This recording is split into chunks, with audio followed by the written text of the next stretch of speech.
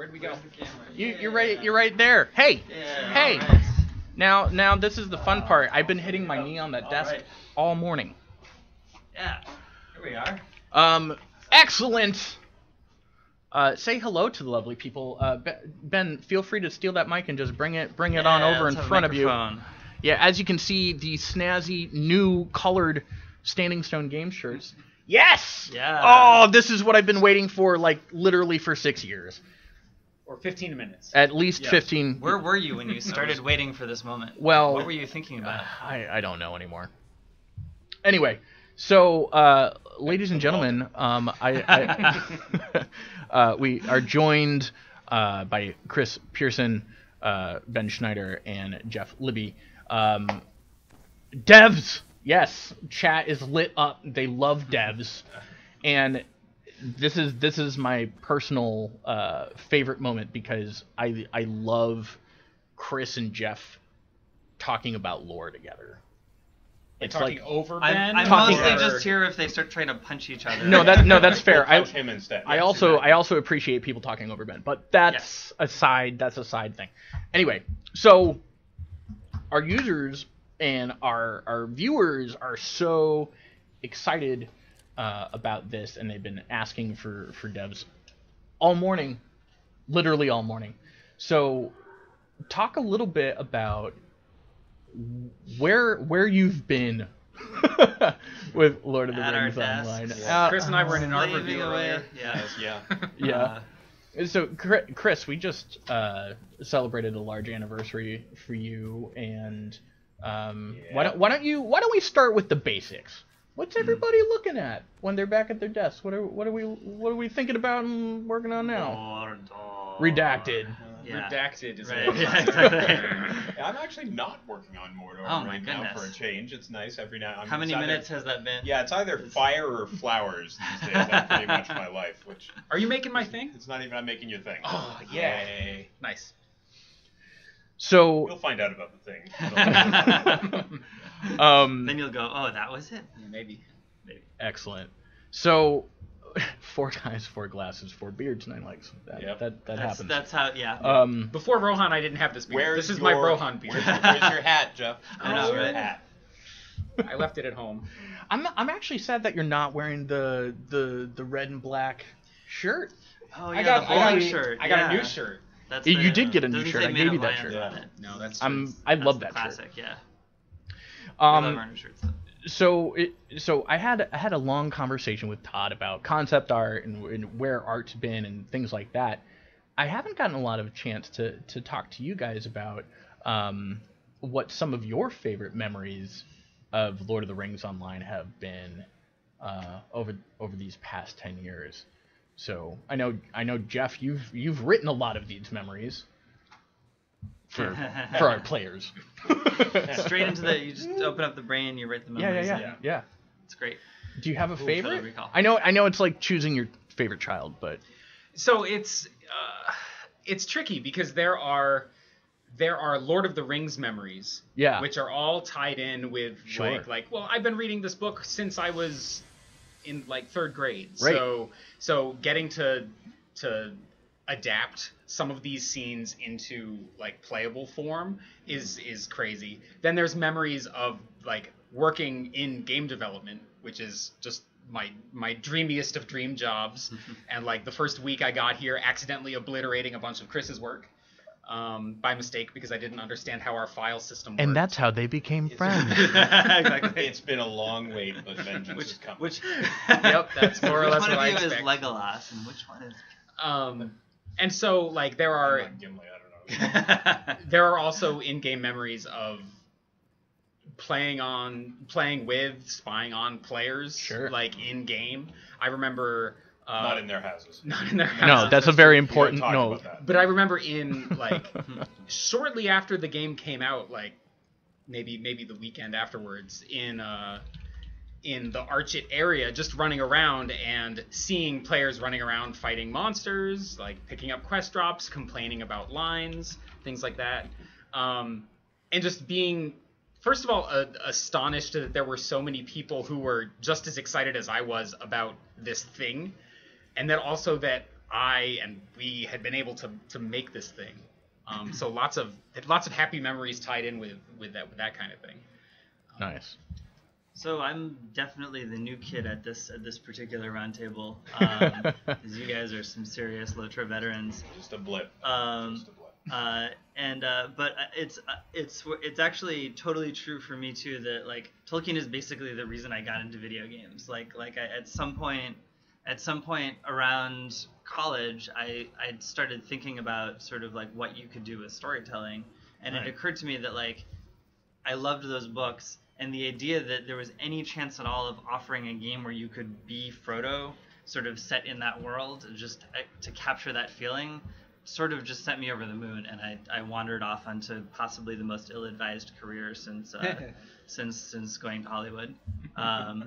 But I've come in and I've got to know these awesome guys and the awesome world that's been created here, and I have to say it didn't take me very long of getting to know LOTRO and the incredible fan base and the world that we've built and the legacy that we've created that I was just sort of struck with awe that we've like this team, this game, these people, we've like embarked on this journey across Middle Earth, and I was just kind of filled with this incredible sense of like wanting to help everybody like continue on that journey. Like I felt like we had taken this solemn sort of like duty on to that we'd started this, and we had to see it through all the way to the ship sailing west whenever we get there.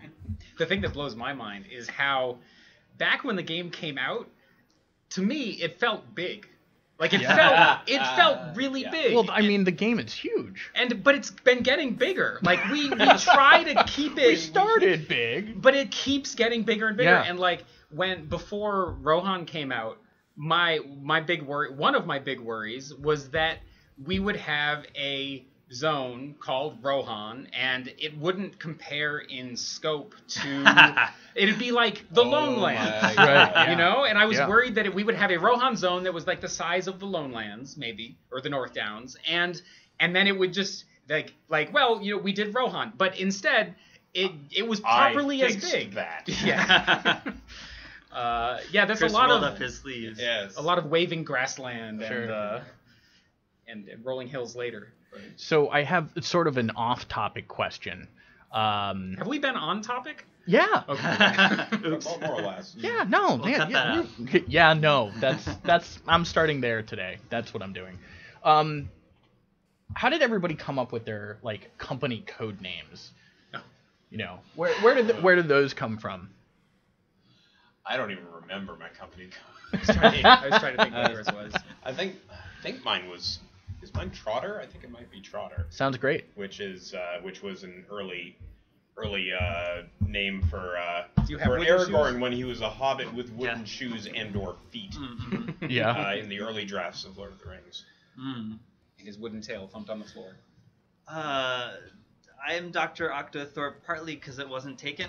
It sounds dumb, but I was when Twitter came out and I said I should exist on Twitter. I thought it was funny because Octothorpe is another word for the hashtag symbol. And in fact, there's a conspiracy of Octothorpes on Twitter that have all followed. Yeah, no, all the different spellings and variations have all followed each other. We're like a secret network. Do you ever feel redundant? No. Okay, great. Because No, that's good. I don't want you to feel like that. It's got 8 spokes, right? So Sure. there's room for. The hashtag symbol has been gaining in prominence. Yeah, now. Yeah. My 8-year-old daughter actually knows what an Octothorpe is. Excellent. Pilcrow is the next cool word for Oh, yeah. characters, That's but I hadn't come across that one. And I'm made of lions, and the reason I'm made of lions is because He's 4 lions in a suit. Muppet Man never works. So Nick Davidson was a systems designer here back in the long ago, and at one point in the content pit, he posed the question, who would win in a fight, Gandalf or Voltron? And Gandalf. It's a solid question. I don't remember exactly why these were the combatants, but my response that was that Voltron would win because he's totally made of lions. And then so it's true, Voltron is made of lions. And so then that just kind of stuck, and I ended up being made of lions because that happened to be the day that I had to choose a forum name, and it was right lodged in my head. So Gandalf the Grey might not make it, but Gandalf the White would pretty thoroughly yeah. win in that particular one, I bet. I'm getting votes that Jeff, you had the best story. That's Yeah, what I'm being told. Sorry about my wooden feet. Sorry. No, it's fine. It's pretty good. You should use it though. I should, yeah. Mine's really boring. So I'm not Note to talk self: about it. invent more interesting backstory for handle name. Yeah, feel free to. We can talk to Jerry when he gets back. Exactly. No, I saved it from. There were no survivors. I had to perform a sudden street appendectomy. So this group of 8 Thorpes. Yes. God, great. So when you think of where we are in this game right now,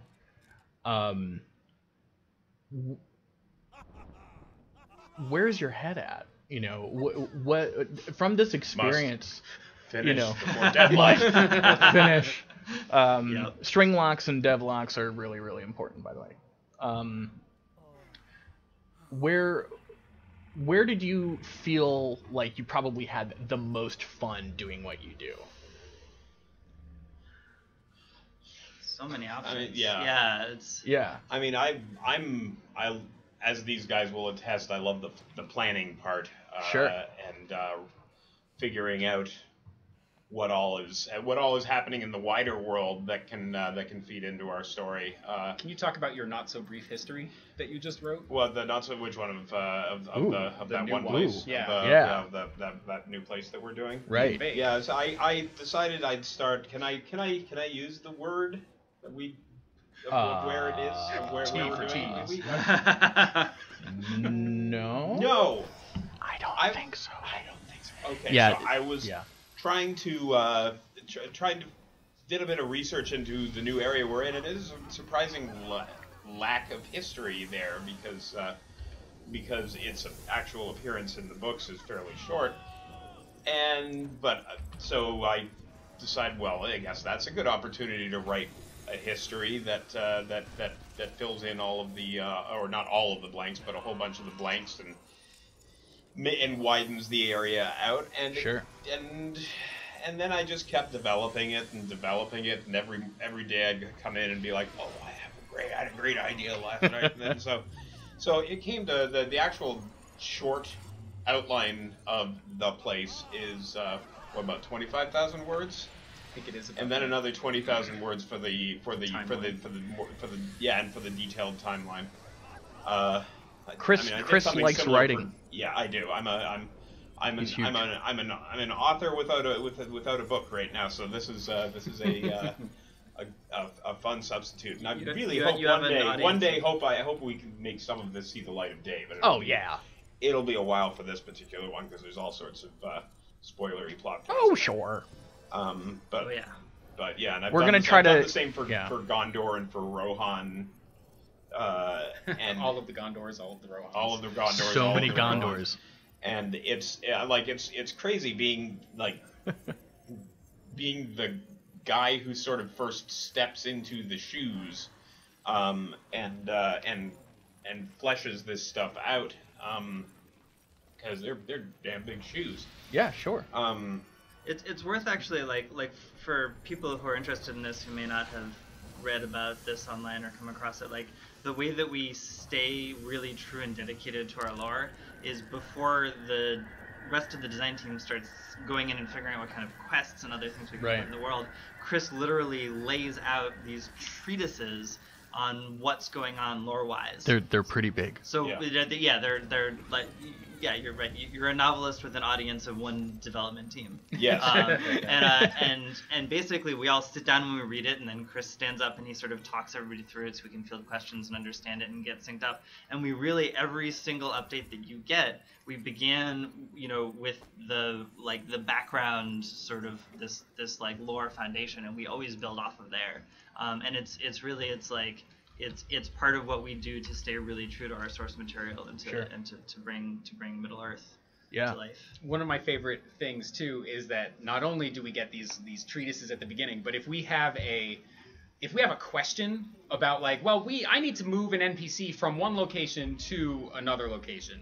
Like for example, and you know where I'm going with this. Yes, I know where you're going. When a whole I'll stay fairly light with spoilers here, but when a whole bunch of people were recently involved in a big fight outside a city of 7 layers, there were characters that we wanted to be involved in that, which meant that they had to get across the entirety of Rohan. One of these guys with a big red beard, in particular, we needed there to be enough time for him to have gotten here. He had to have already left already. So I asked Chris if he could come up with a timeline of how long it would have taken this guy, where he would have had to change his horse in order to make it in time, the things that might have happened to him on the way. And that went into the game just about verbatim. Yep. I dressed up a little bit at the end, but like trying to work out how fast he could ride in a day and like who he would be bumping into on the way. How many different fights did he get in on the like 3 or 4? Just kept bumping into bad guys because they happened to be in his way. Yep. But it was totally inadvertent that the story got that good. But it's awesome. It was thought through. Yeah, that kind of thing is neat. Yeah. So one of the questions came to you, Chris, but I feel like this might be something that everybody can open answer. Areas in the world that you'd want to revisit at some point, just because either you like the content or you want to add a few more things or sort of edit a few more things. I don't know if there's places like that for you guys. Oh no, not at all. I mean, the Shire still needs a South Farthing for one thing. And I think everyone can guess what part of the story that might play into in the future. But I definitely want to go back there. This isn't a place that I always felt that you didn't quite give Radagast enough sort of focus time, and I can't say too much more, but we've kind of had an idle eye looking out for chances to fix that. Yeah, I mean, there's we've got one wizard off the table, and the other one's sort of starting to power down. So Radagast may still have a role to play. This could be his day. We don't know. Yeah. And it probably kind of in keeping with my thought about Rohan earlier, like Mirkwood's a really big place, and we did a very small part of it. Like I'd be interested in seeing more Mirkwood. You guys are fine. Tell me, there's no way I'm not loud enough. No. There are places where I think that we've learned a lot in the process that like I kind of wish we could go back and polish and tweak things. Oh yeah. Like we were talking about one that is maybe controversial. Like I wouldn't mind tightening up the Helm's Deep experience a little bit. Yep. There are things like that. I'm gonna sneeze. Bless you. Bless you. Oh, nice great. and professional on a stream. Nailed Yeah. it. First try. Excellent. He's streaming right now. It's allergy season in Boston. Yes. Yeah. For those on the northeast, then Yeah. you get it. We don't need to explain that to you. My car is made of pollen right now. Oh, you're getting some bless yous from the stream. Oh, thanks everybody. Excellent. Fantastic. Appreciate that. The Misty Mountains we are blessed. The Misty dark and Mountains. deep. Certainly, yeah. I mean, in Mirkwood, there's that whole like part that we actually go to in the books that I would love to get to someday. Yeah, we could. I mean, yeah, you could certainly add Dale to that list, especially since I have no idea how we would even do that. Yeah. But that would be cool to do. I'd like to see the Karok at some point. I don't know, Yeah. like it other than from a distance. Yeah, I remember I built the thing so you could sort of see it from Grimbjorn's house, but yeah, and there's I mean, like the thing that I always mention when I end up in one of these talks is I'd like to do more looking or poking around in the history too, and Sure. and seeing. I don't know, just this is not a promise, but Arnor at its height, or Moria before it fell, or something like that would be would be super keen to And do. we've done little glimpses. Little glimpses, yeah. Which means that since our past selves did those glimpses, we now have a precedent that we can say, well, we did this once. Like, Yes. why not do more of an expansive kind of Exactly. thing? Sure. And we'll pretend that it was our plan the whole time. All the Yeah. the whole And time. Sometimes Well- it will have been true, and sometimes we will be. Well, whistling it's truthfully. not And science the key unless is you if write you it down. don't know the difference, then we've done our job Yes, well. exactly. Yeah. So what have you guys really been enjoying talking about, hearing from the players over the past couple weeks since we kind of started this anniversary train around April 1st? Yeah. There was a video that came out recently that was like 12 or 13 minutes just of screenshots from the game, and Yeah.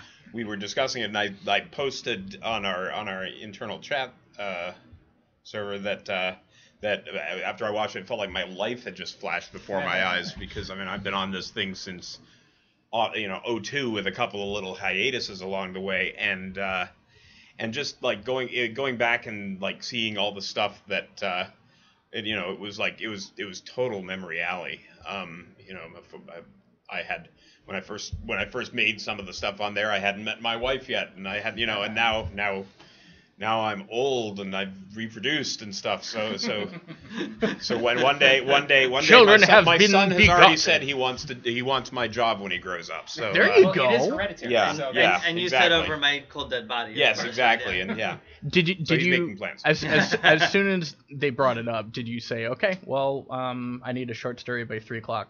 Did you like Yeah. roll it in? I got to get your words per minute up. Yeah, Yeah. exactly. I mean, he's going to be taking his design test in a couple months. Well, let's get them started early. Yeah. Right? I mean, there's no point.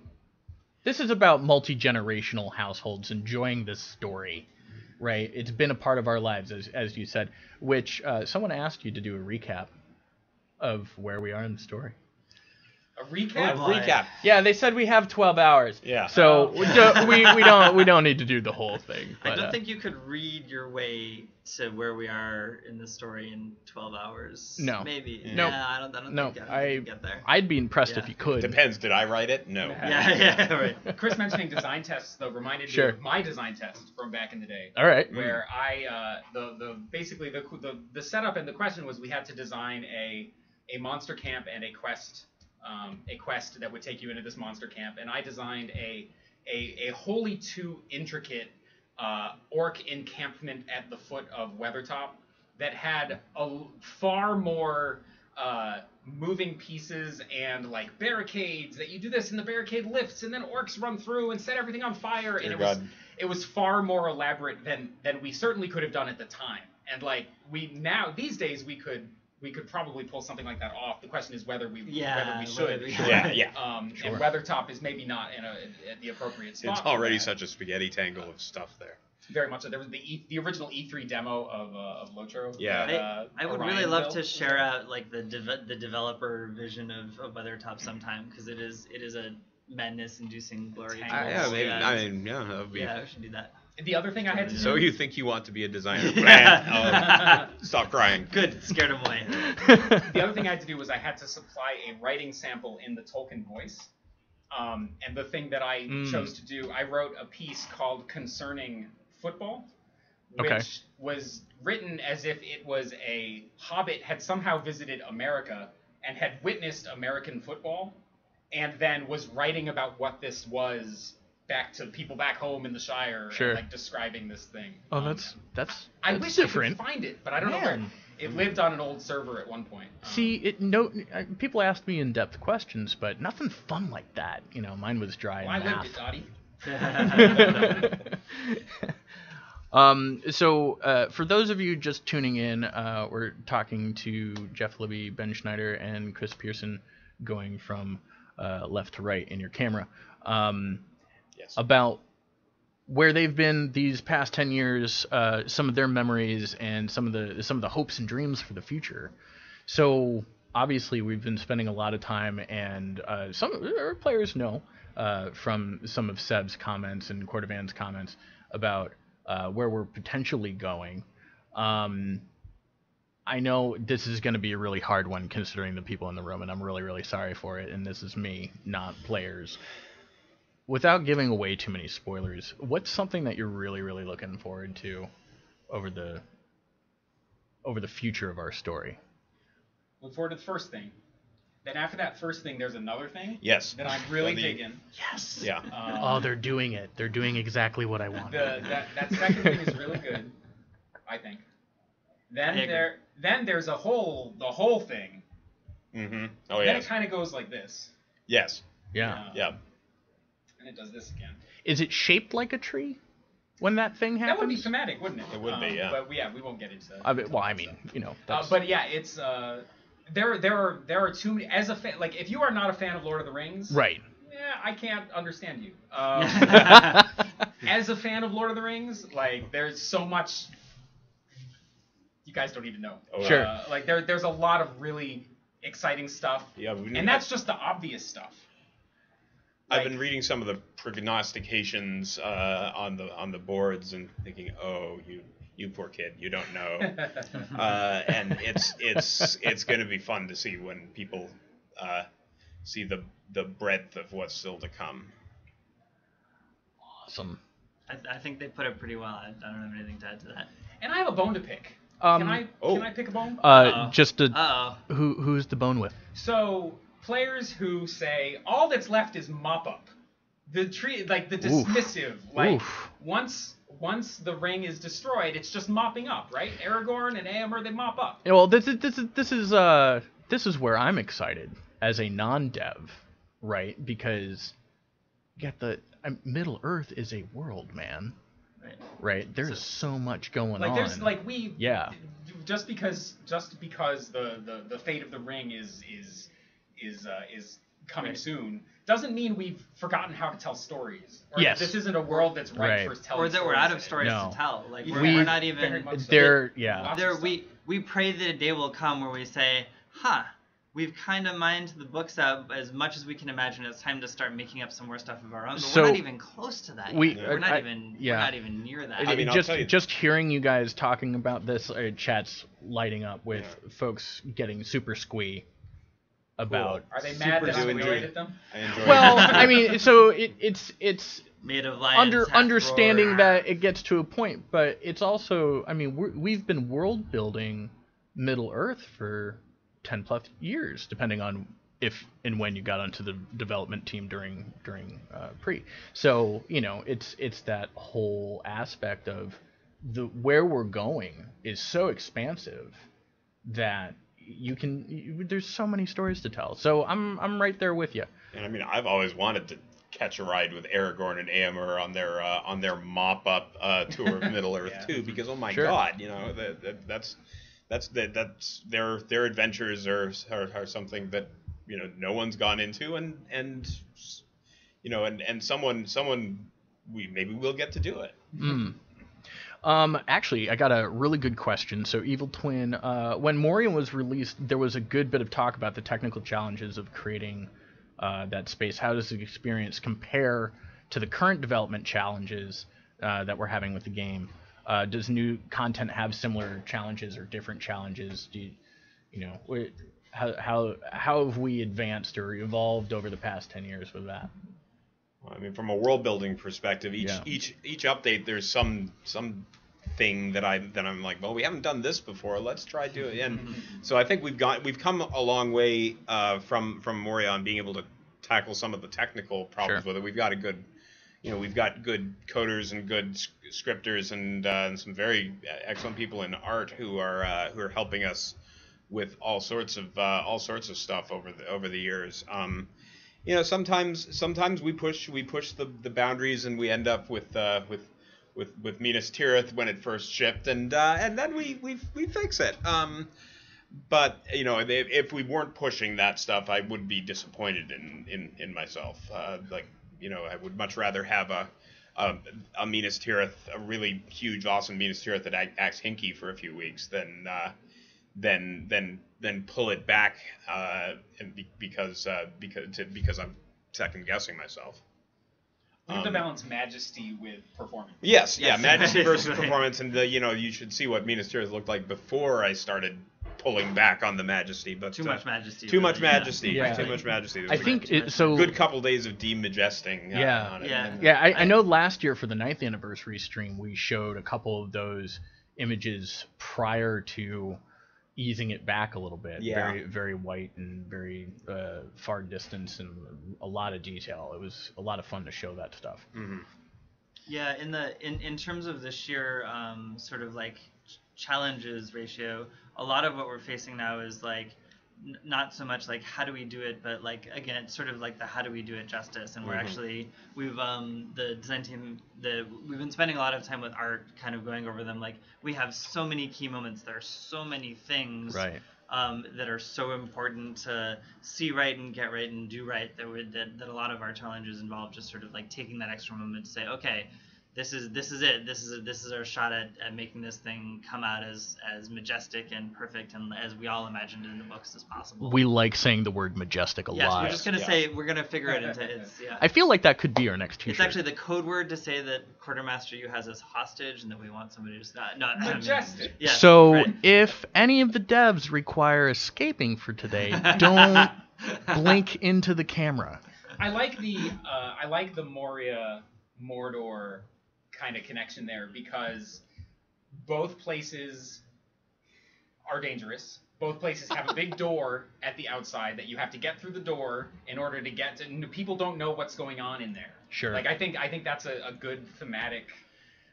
Like the things are unknown behind the door first in Moria because players had an inkling of what was in there. Sure. But the time at which we were going in there wasn't something that they had really experienced in the book. Sure. And then it's going to be very similar with Mordor, where who knows what's going on in there. I think that's neat. Oh, we Awesome. We know what's going on. We're not Also, telling. that's another thing. We have the advantage of having been thinking about and working on this thing for a long time now. Like Close to a year in some cases. yeah, where players are, they hear the name, they say, oh well, you know, isn't that the end of the well, it's not the end of the book really, but like, isn't that where the climax of the novel sort of happens? And like, well, yes, but there's so much more that can happen after that. I'm excited.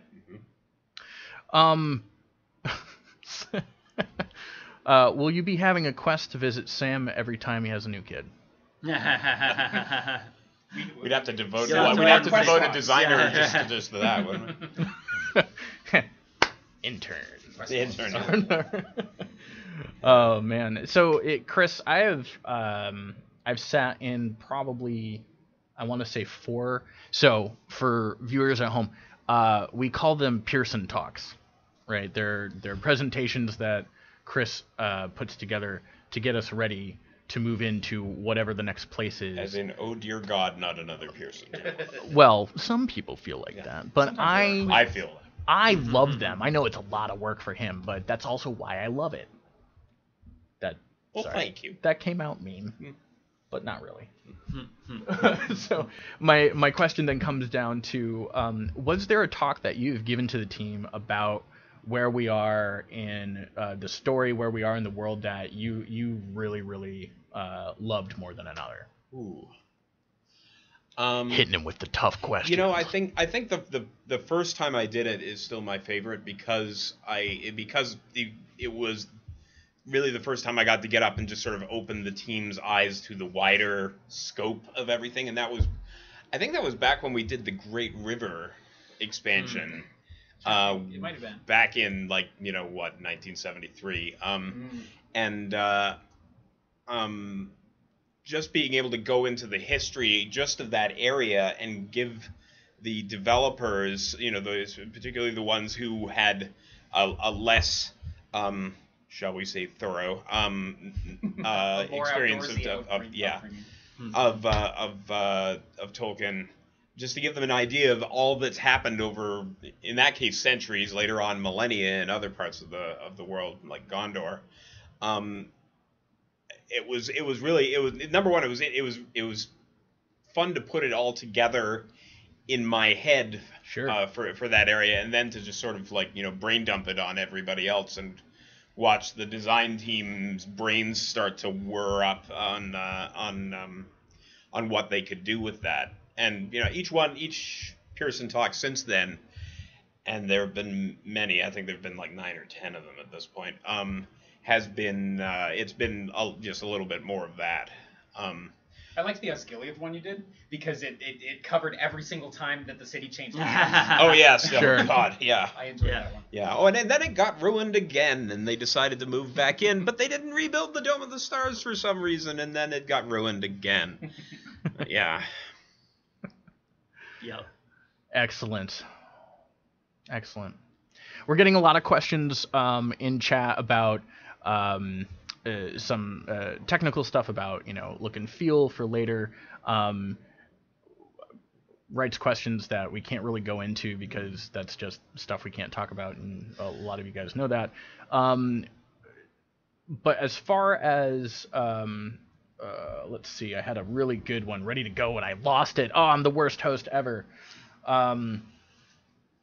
Oh, no, you're not. I might be. Okay. I could be. I've been chatting all There's day. at least one host who's definitely worse. Wow. All right, that's fair. It happens. It happens. Like, we all have off days. So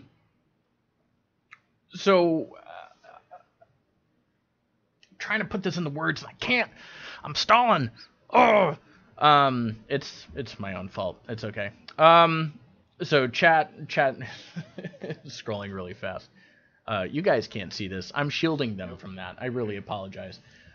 So things that places we've been, you guys play, and obviously the books are something that, as I pointed out a while ago, was multi-generational. You're talking about reading the books for your kids or having read them forever. They're just part of your life. Do any of your family play? Do you guys enjoy it as a family? We have a lot of families who play. Yeah. Well, my wife used to be a tester on LOTRO, and She still is a tester. She is still a tester. She emails. She sends me bug reports on a like quarterly basis. And it's frustrating because I really wanted. She has now gotten to the Battle of Pelennor Fields, and I really wanted to watch her play the Battle of Pelennor Fields because I'm very proud of that whole thing that we did. I think it's really good. But she's such a completionist that she deeds and does absolutely everything that she can in the game before moving on to the next piece. And every time a festival comes out, she completely stops playing just to do the festival so she gets all of the tokens. So she is thoroughly involved in playing LOTRO, and it's great, but I want to get feedback from her on recent stuff. She's not far off. She's getting there. No, I mean she's making more though. That's sort of part of the problem. Yeah. She's lapped me. Yeah. Sad. I'm sad to announce that I'm behind now. I have a development question about Minas Tirith because we were talking about that a little bit earlier, and because it was so big, what update? So to let everybody know, that went out live with update 17. Mm-hmm. When did you have to start building that in order to get it complete? Well, it depends on what you mean by building. Mark, design is a process. One of our artists, Mark, who does a lot of the structural assets in the game, and I first started messing around with potential layouts for that with like entirely the wrong pieces of architecture because we didn't have Minas Tirith yet. I would say a year and a half before it shipped, and that was just to get an idea of what size, what the aspect ratio of height to width both looked good and was reasonably true to the books. And just how the heck we were going to build the structure of this thing, because I had nightmares about just being able to get people up to the top of it. It started about a year and a half before the actual. And then we did the dummy version of it, the small mock-up, the it's only a model version of Minas Tirith that you could see from South of Thilion when we shipped that. Right.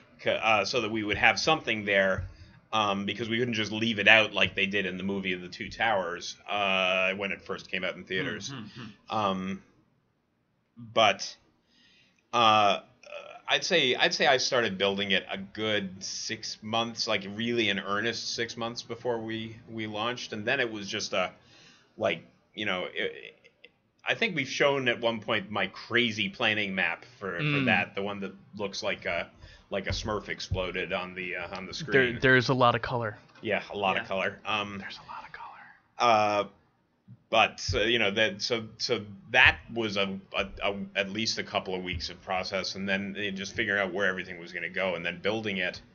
I was kind of like a cloud of smoke, and you disappeared for a couple months. Yeah, pretty much. Yeah. And then every now and then, like our artist Mark would make a whole bunch of new assets. I'd ask him for like, oh, can I have a dome that looks like this? And he'd be like, and Mark's way of working is generally, sure, here's a dome and here's 12 other things that I made while I was doing the dome. And I'd look at them and go, okay, I have to figure out where those are going to go in the city. And so, and then there were a lot of like coming into work at 10 o'clock at night and working till 2 in the morning Nobody's ever done that. I have to fill the city with people, and my God, I made a big city. What was I thinking? And speaking of filling the city with people, Minas Tirith originally had kind of an issue where NPCs would fall into the city.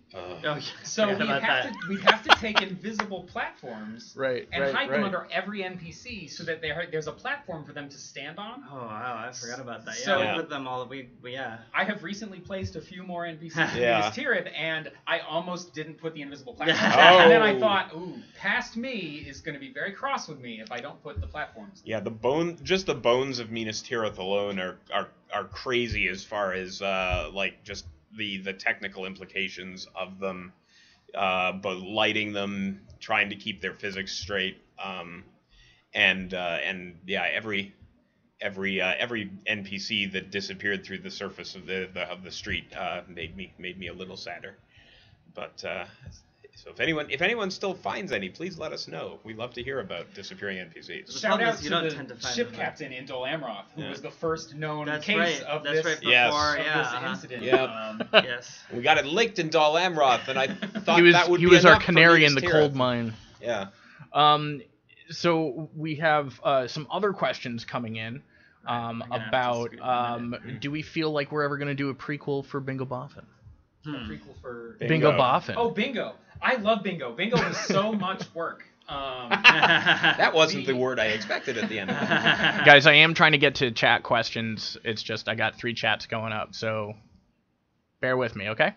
So I started work on Bingo when Western Gondor was just starting, and I finished implementing Bingo when I think U17 came out, and it was like just in time, and it was just under the wire. Like that was in addition to your the job that you were that was an essentially volunteer thing that I did in addition to my normal duties, and I best loved fanfic ever. 100% fanfic, like all the other stuff I do, to be honest. But so I was balancing both of those things, and I would love to make more similar things because that was a blast. It's just we need to find the right time where I can balance all that, and right now I'm balancing so many things with the stuff that's coming up that there isn't room for it at the moment. So if there's room in the future, though, I would love to if we can book you for a 2-year span in the future. I just need enough runway. Like if you spread something out over long enough, you can make it work. That's a game dev thing. I was also very stubborn about Bingo. Every time people tried to say, is this really necessary? I'd be like, oh, I don't know. I'm just working on my stuff. You picked up the ball and ran with it. It was just. And then I had run so far with the ball that they couldn't stop it. Yeah. So that's. Do you want to be the one who cancels this now? No, you do not. He might cry. All right, I think I'm gonna have to.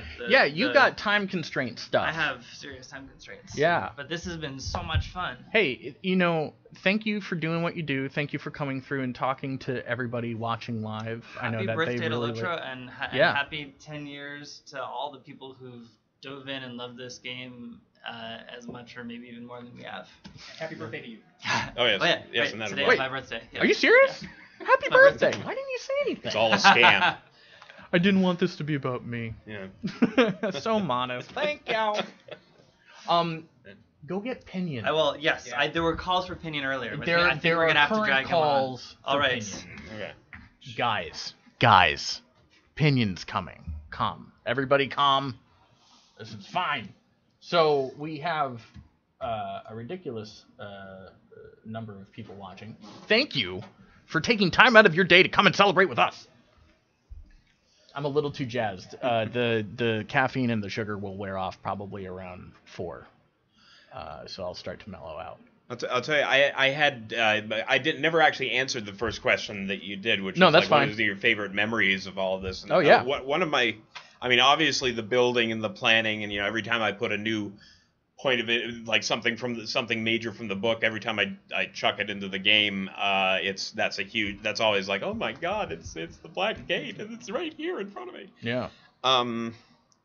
But I've had the opportunity to meet with and be a peer to a lot of people in the Tolkien scholarly community, which is something that I never would have thought was even a thing when I was a kid.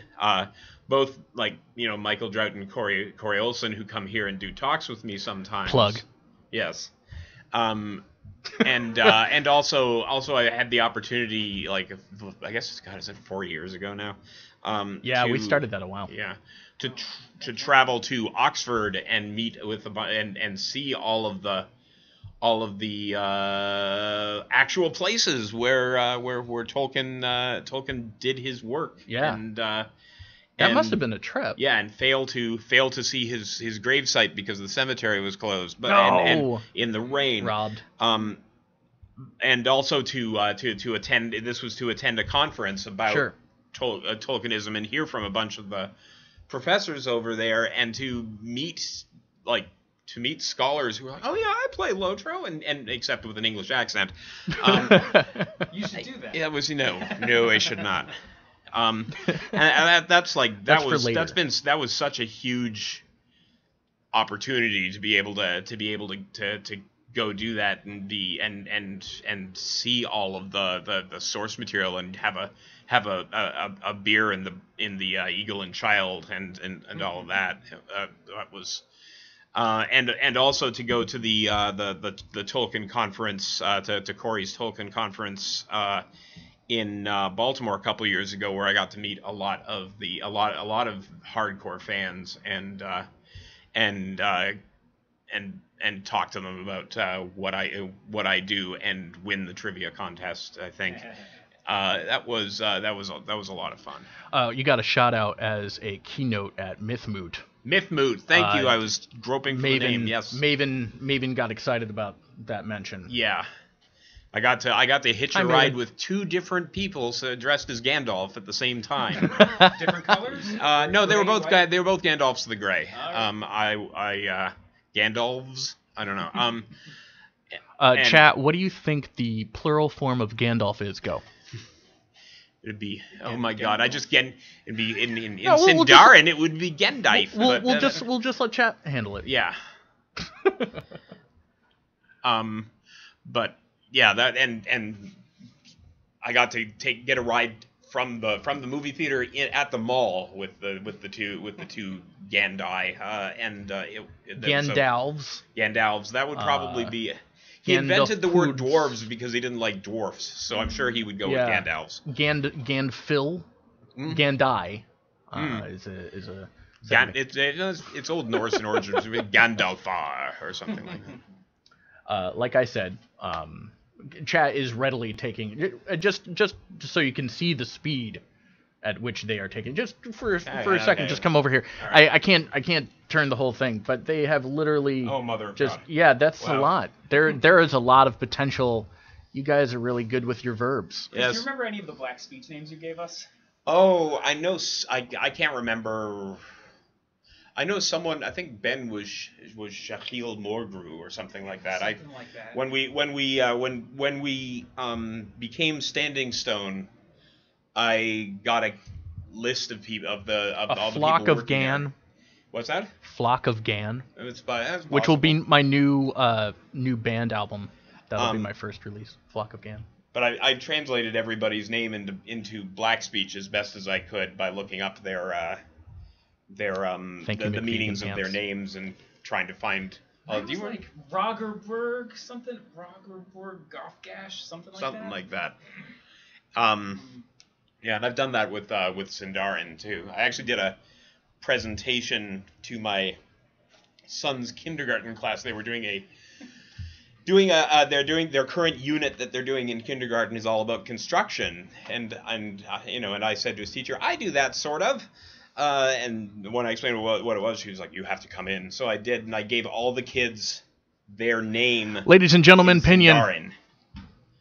Hey, I gave all the kids their name in Sindarin, and they thought that was the funniest thing that ever happened. So, Chris, was it you who gave the names of the things in Foreshell? Was that you? I was the one who.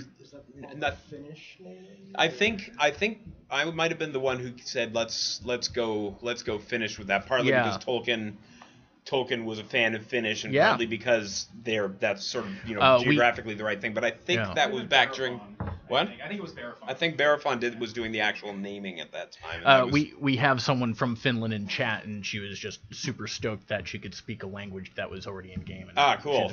Yeah, so, it was really cool looking at the Finnish too, and seeing where some of the places where he actually just lifted words from Finnish. When I went to when I was doing searching for the word for tomb, I came across hauta, and the Sindarin word for tomb is hauth. So clearly Tolkien was drawing some fairly strong correlations there, and I'm sure the same thing is with Welsh. But sure.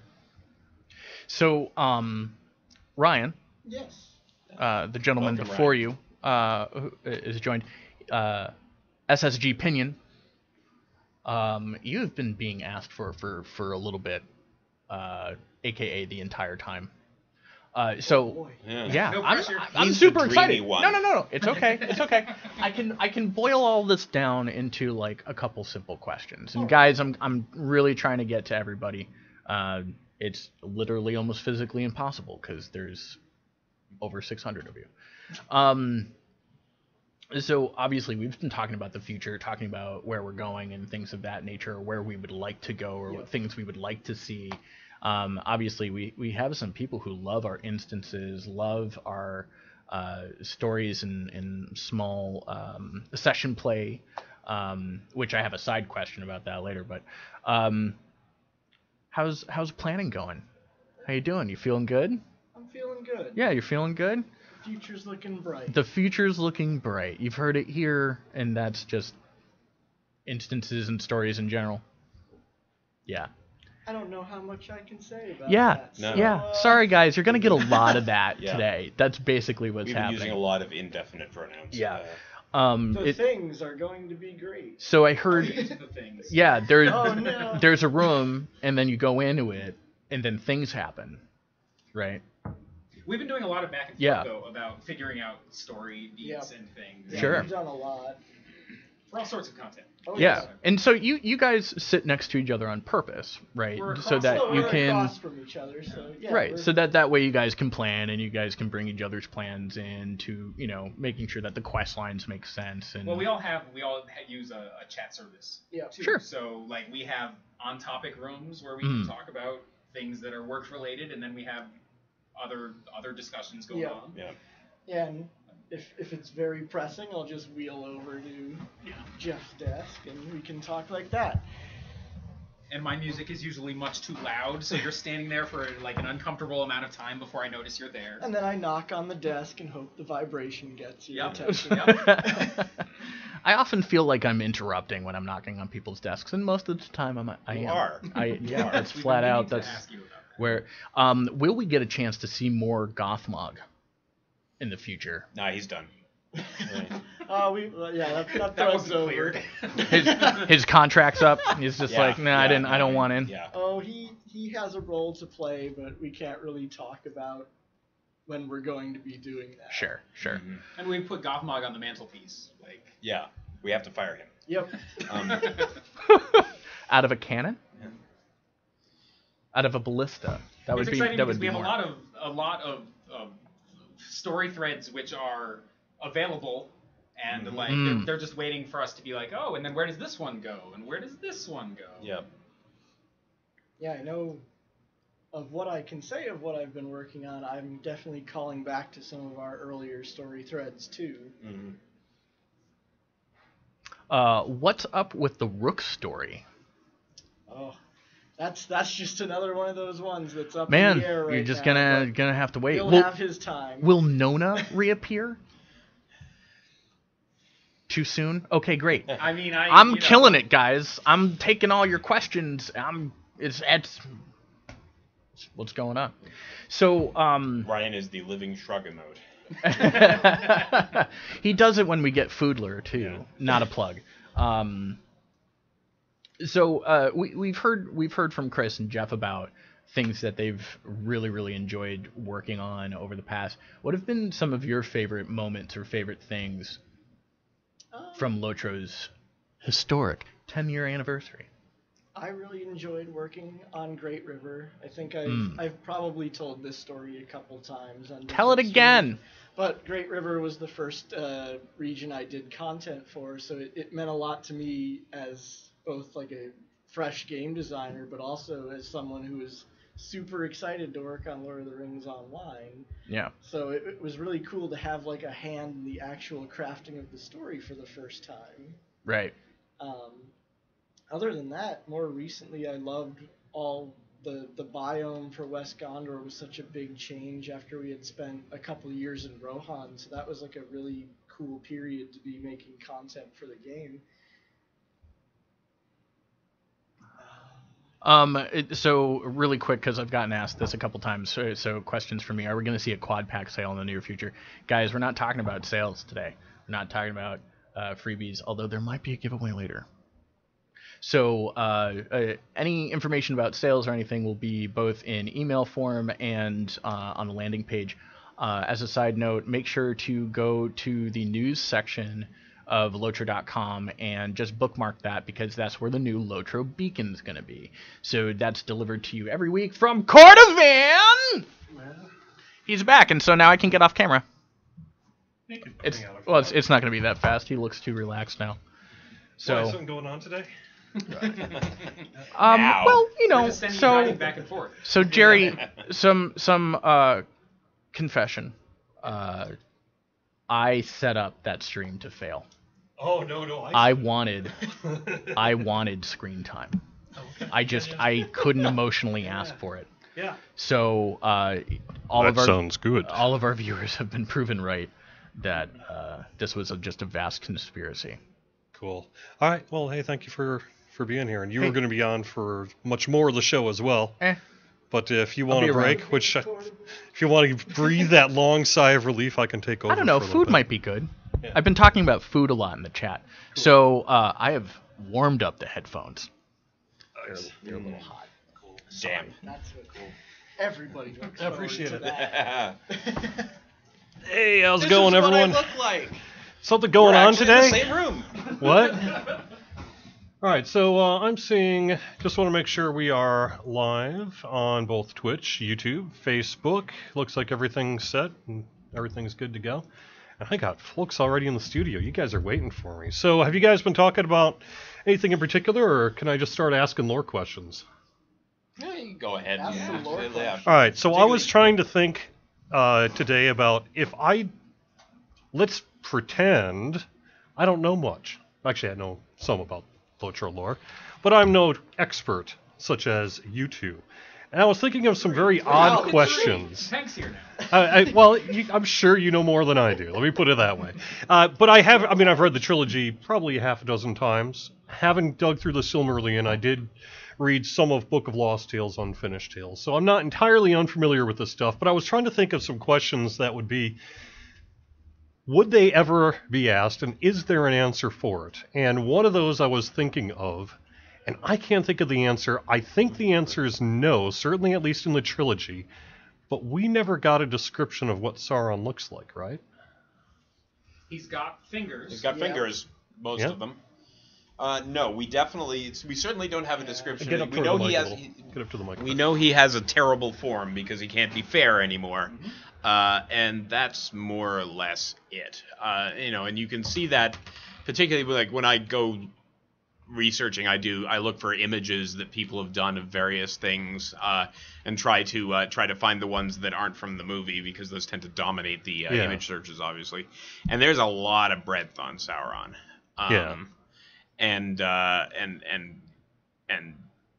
which is great for us, because there's all sorts of different directions we could go with him. But also there's the fact that he doesn't just have one appearance. Yeah. He's a shapeshifter. He's been a vampire. Oh, so he's an actual werewolf. He's been Anatar. He's not just an eye on a stick. He's got a lot of potential aspects that he's taken over the years, and nothing to say that has stopped just because he can't be pretty anymore. But we do know that certainly at one point he was human. They do talk about that a little bit, right? Well, he wasn't human. Or not human. He was a Maya. He was essentially an angeloid thing. Oh, okay. Same pedigree as the wizards and the Balrogs and assorted other things. Okay. But he's got big plans. Yes. Yeah, big plans. Yeah. So the next question I was thinking of is, we certainly have heard some stories about the other rings of power, but what do we know about what abilities they may have offered, or were they more rings of authority rather than rings that wielded some kind of power? We're talking about the 7 and the 9 in particular. Exactly.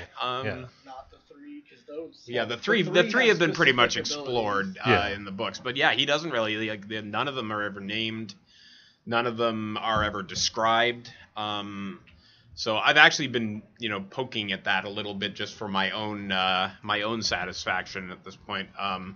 What they would each have been used for. But Tolkien has never really answered that. All right. I have a 15,000 word document about that. Nice. Not yet. We sort of dabbled in what might rings of power, even minor ones, have done, and Narquil was an amplifier. Yeah. Essentially, we've dabbled a tiny bit, but we don't.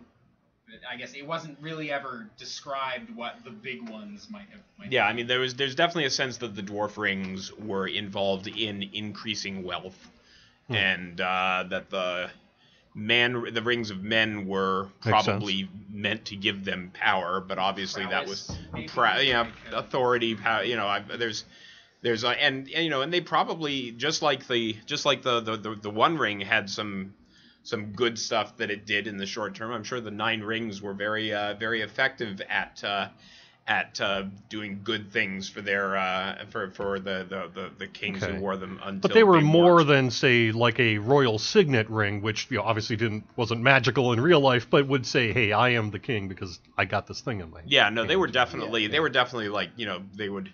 I would suspect they would help influence other people's minds. They would protect the wearer. There's all sorts of stuff they could do. In lawyer speak, I think they were probably non-transferable. You couldn't probably take one of the 9 rings and then have the benefit of it all the way. Like, I assume there was probably a ceremony or some sort of something. Yeah, and of course they were also. Like the 3, they were also preservers, because they just preserved in a not particularly great way for the wearer. But there's no discussion in the books, at least in the core books, of where any of these guys came from. Some of them were Númenóreans, and some probably came from the east and the south, and that's all we really know. But we also don't know how long were they wearing the rings before they became Nazgul. There's no point in Tolkien's timeline where it's like, and the Nazgul appeared. They just, they're barely even mentioned until until the Third Age, which is one of the fun things that we reasoned that they would be in the battle at the end of the Second Age, so we put them at the Black Gate as the guys that were supposed to keep Elendil and Gilgalad out. Yep. But we know none of those were lost. I mean, they're still 9? presumably on the Nazgul, is that right? Well, you know, Yeah. it's unclear in the books whether Okay. Sauron has them or whether the Nazgul are wearing them. Okay. And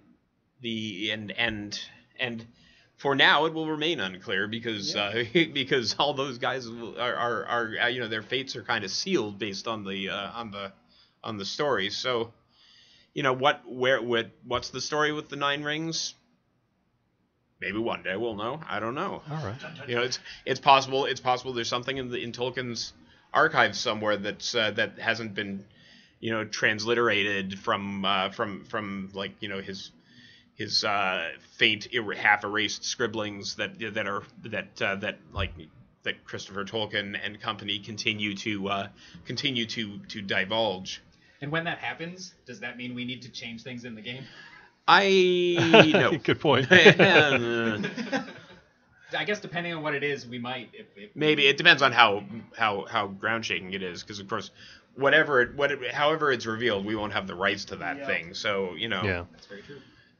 Then it enters the wonderful gray area of you know, I doubt we would be changing. You know, we invented who all of our Nazgul are except for the Witch King. Yeah.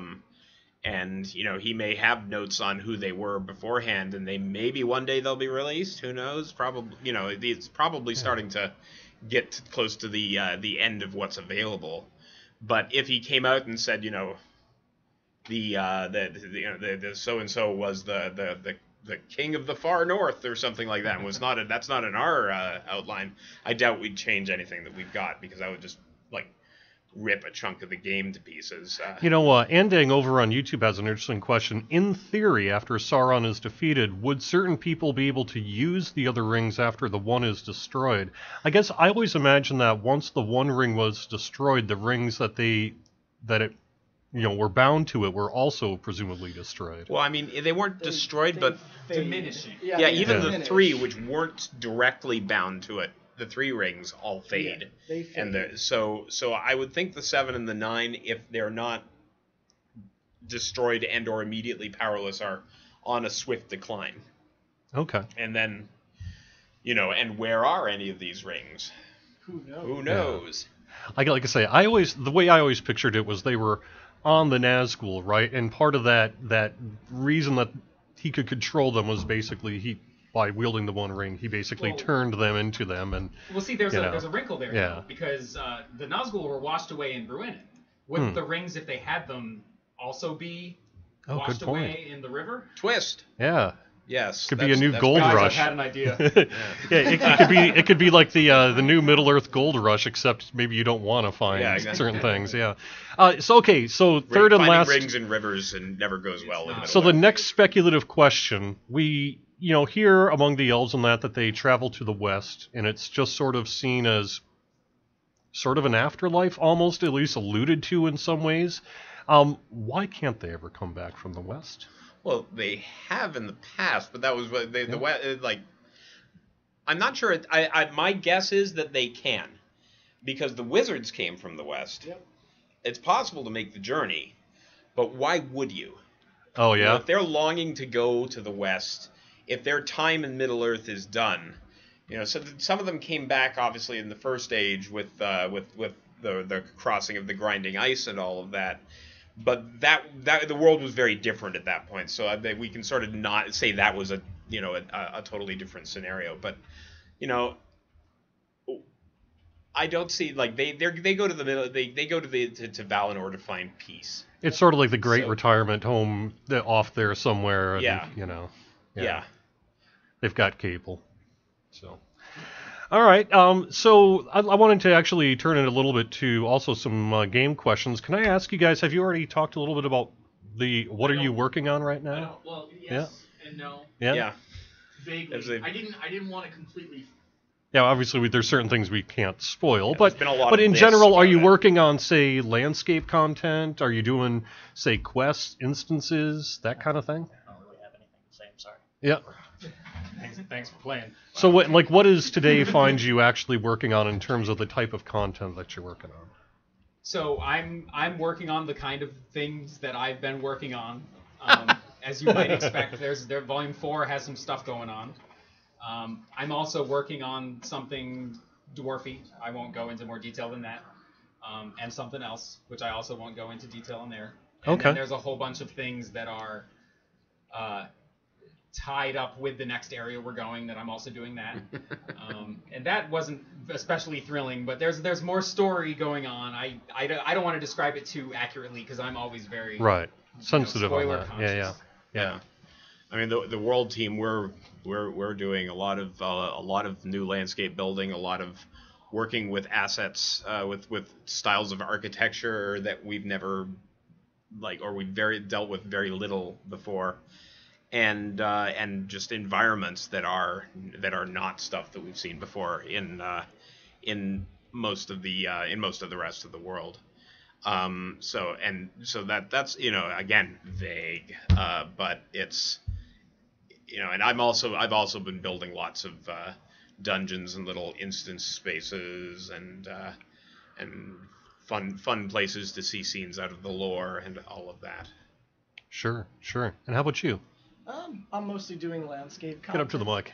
Yep. I'm mostly doing landscape content right now. A few other things that I'm not sure that I can talk about yet, but all right. For the vast majority of it, a few different landscape parts Yeah. that should be pretty exciting to see. Cool. So, I asked some kind of, I guess you could call when questions. I prefer to think of them as unrecognized genius. I only call them that when I'm not in this room. Yeah. But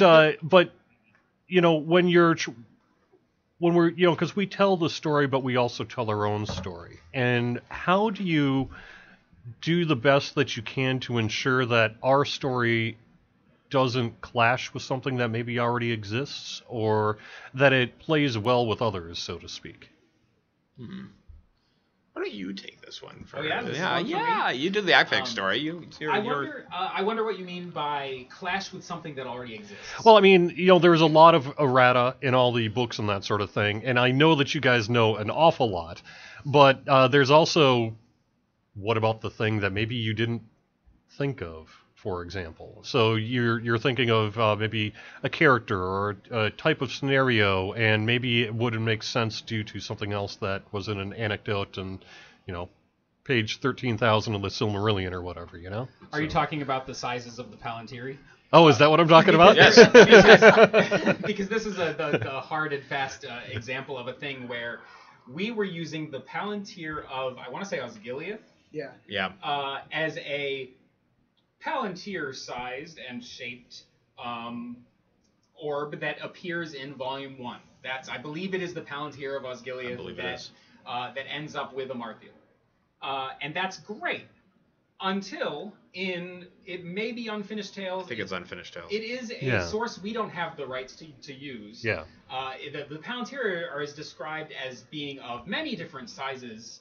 And the one in particular, the one in Osgiliath, was ceiling size. Yeah, wasn't it like inset? It was like inset Oh, in the okay. ceiling, and it was large. It was not portable. And then that's when you get into the question of but that's the Apocrypha. So is that? And creative liberty, right? We kind of can't know that they're different sizes. Yep. So I think that's where we ended up on that one. Yeah. But it's. And there have been so many things that Tolkien wrote later in his life that contradict what's in the books, that it becomes really dodgy about. I mean, just reading the Get into the mic a little. Sorry, reading the bit in Unfinished Tales about Galadriel's history is enough to drive someone insane. Yeah, right. So it's when you're dealing with the Apocrypha, it's kind of nice to make allusions to things like that, but we don't let ourselves be bound by them, because that way lies madness. Nice. We've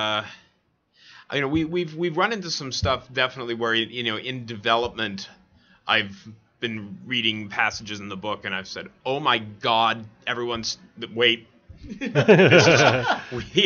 I forgot about this one throwaway damn line of dialogue that Gandalf has, and I know the one you're talking about. Yes, when we were doing the funny thing in Minas Tirith. The funny thing in Minas Tirith, and Gandalf at some point makes a statement about the powers of the Palantiri that almost completely scuppered that whole thing until I managed to come up with a workaround. But we got around that. yeah, it was every now and then there's definitely like it's hard to keep track of everything that's said in the books, but we try. And you guys do a great job of that. I mean, you definitely do, and I appreciate Shell being here very much. I think we're going to unshackle you from the